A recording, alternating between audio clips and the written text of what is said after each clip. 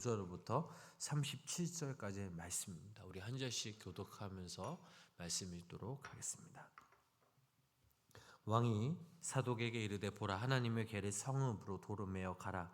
만일 내가 여호와 앞에서 은혜를 입으면 도로 나를 인도하사 내가 그 궤와 그 계신 데를 보이시리라.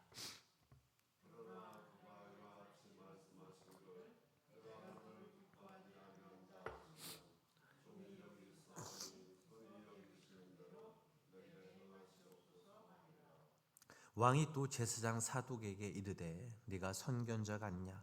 너는 너희의 두 아들 곧 네 아들 아히마아스와 아비아달의 아들 요나단을 데리고 평안히 성읍으로 돌아가라.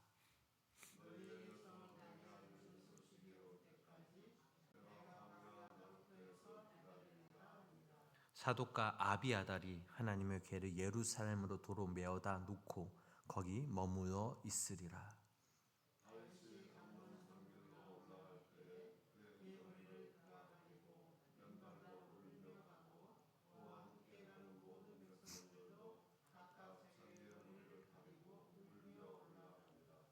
어떤 사람이 다윗에게 알리되 압살롬과 함께 모반한 자들 가운데 아히도벨이 있나이다 하니 다윗이 이르되 여호와여 원하건대 아히도벨의 모략을 어리석게 하옵소서 하니라.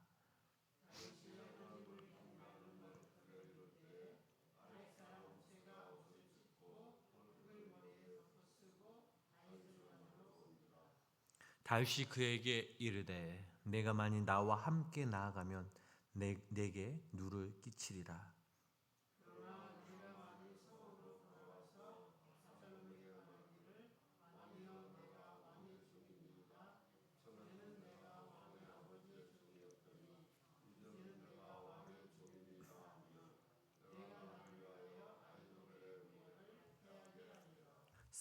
사독과 아비아달 두 제사장이 너와 함께 거기 있지 아니하냐? 내가 왕의 궁중에서 무엇을 듣든지 사독과 아비아달 두 제사장에게 알리라.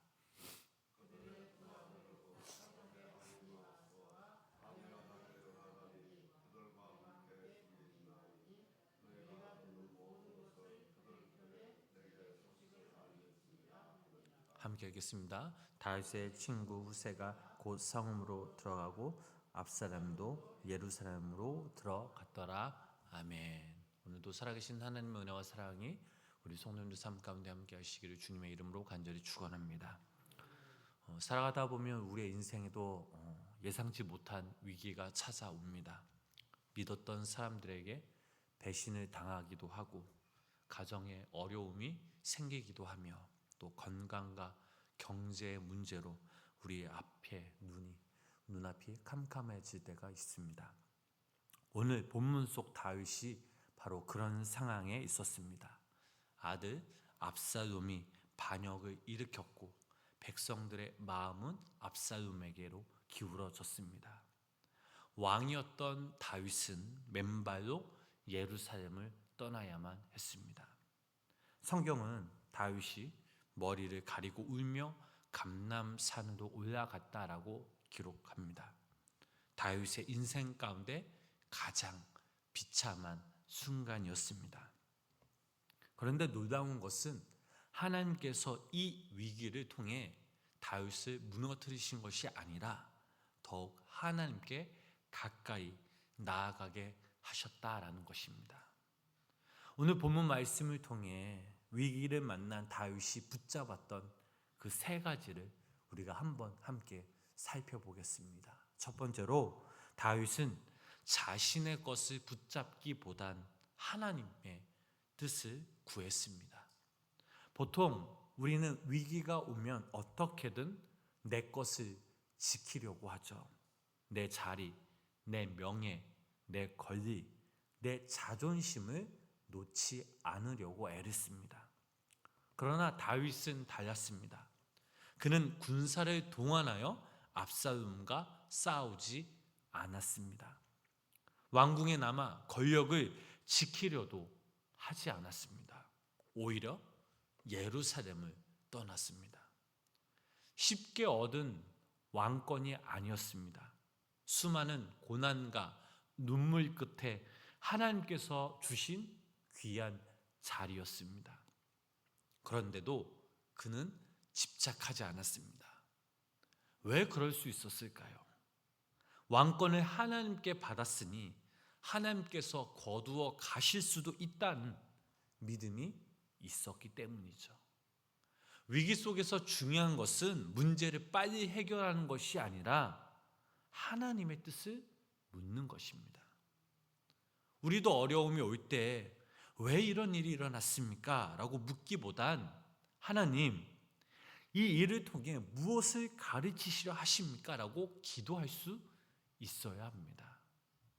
위기는요, 하나님을 더 깊이 만나는 시간이 될 수 있음을 믿으시기를 바랍니다.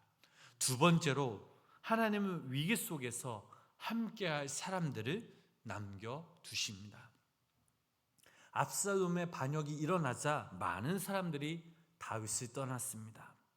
그 가운데 가장 충격적인 사람은 바로 아히도벨이었습니다. 평생을 함께했던 친구요, 가장 신뢰했던 사람이었습니다. 하지만 모든 사람이 떠난 것은 아니었습니다. 이때가 있었습니다. 요압과 아비새가 있었습니다. 그리고 진정한 친구 후세가 있었습니다. 후세는 다윗과 함께 울었고 목숨을 걸고 압살롬의 진영에 들어가 다윗을 도왔습니다. 자, 위기의 때가 되면 누가 진짜 내 사람인지 알게 되죠. 때로는 상처를 받기도 하지만 하나님은요, 결코 우리를 혼자 두지 않으십니다. 우리 곁에 기도해 주는 사람, 함께 울어주는 사람, 손을 잡아주는 사람, 그 사람들을 우리들에게 붙여주시죠. 그래서 교회 공동체가 참으로 중요합니다. 힘들수록 예배를 떠나지 말고, 힘들수록 교회를 떠나지 말고 믿음의 그 사람들과 함께해야 합니다. 하나님은 다른 누군가를 통해 위로하시고 또 다른 누군가를 통해 힘을 주십니다. 그 세 번째로 다윗은 결국 하나님께 나아갔습니다. 예루살렘을 떠난 다윗이 가장 먼저 찾은 곳은 감람산에 있는 예배 처소였습니다. 다윗은 그곳에서 하나님께 앞에 엎드렸습니다.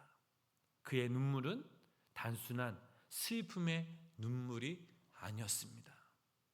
자신을 돌아보는 회개의 눈물이었고 하나님만이 소망이 나는 믿음의 눈물이었습니다. 다윗은 알았습니다. 사람이 문제를 만들었지만 문제를 해결하실 분은 하나님이시라는 것을 알았다는 것이죠. 그래서 그는 칼을 붙잡지 않고 하나님을 붙잡았습니다. 도망가는 것처럼 보였지만 사실은 하나님께 달려가는 길이었습니다. 사랑하는 우리 성도 여러분, 우리도 위기를 만날 수 있습니다. 그러나 위기보다 크신 하나님이 계십니다. 내 것을 붙잡기보단 하나님의 그 뜻을 구하시기 바랍니다. 하나님께서 붙여주신 그 소중한 한 영혼 한 영혼을 소중히 여기시기 바랍니다. 그리고 무엇보다 하나님께 믿음으로 나아가시기 바랍니다. 다윗은 위기 속에서 이 하나님만을 붙잡았고 결국 회복되었습니다. 우리 또한 우리가 살아가면서 어떤 환경과 순간 가운데서 그 하나님만을 붙잡고 살아간다면 우리들 역시 어떤 어려움도 능히 이겨낼 수 있음을 믿으시기를 바랍니다. 하나님은요, 오늘 이 새벽 우리 성도님들의 그 마음을 또 오늘 이 하루의 삶 가운데 우리 성도님들의 삶을 붙잡아 주시고 인도해 주십니다. 행여나 우리가 이 땅에 살아갈 때에 힘들고 어렵고 또 위기를 만난다 할지라도 이 모든 것들을 믿음으로 극복하시기 바랍니다. 하나님께 뜻을 구하시기 바랍니다. 그리고 내게 붙여주신 그 믿음의 사람들, 그 사람들과 함께 이겨내시기 바랍니다. 그리고 마지막으로 하나님께 나아가시기 바랍니다. 그때 하나님께서 우리의 힘이 되어주시고 우리의 방패가 되어주시고 우리의 삶을 인도해 주실 것을 믿으시기를 바랍니다. 오늘 하루의 이 삶도 하나님께서 함께 하심을 믿고 하나님께 거하는 귀한 믿음의 성도님 삶이 되시길 주님의 이름으로 간절히 축원합니다. 기도하겠습니다. 사랑과 은혜가 풍성하신 하나님 아버지, 오늘 말씀을 통하여 위기 가운데 하나님을 붙잡았던 다윗의 모습을 보게 하시니 감사를 드립니다. 우리의 삶에도 예상하지 못한 고난과 어려움이 찾아올 때가 분명 있습니다. 눈물이 흘리고 마음이 무너지고 모든 것을 포기하고 싶은 그 순간도 분명 있습니다. 그러나 그때 원망과 불평에 머무르지 않게 하시고 다윗처럼 하나님께 믿음으로 나아가는 우리 모두가 되게 하여 주시옵소서. 하나님, 내 것을 지키기 위해 애쓰기보단 우리가 먼저 하나님의 그 뜻을 구하게 하시고 그 문제보다 더 크신 그 하나님을 믿음으로 바라보게 하여 주시옵소서.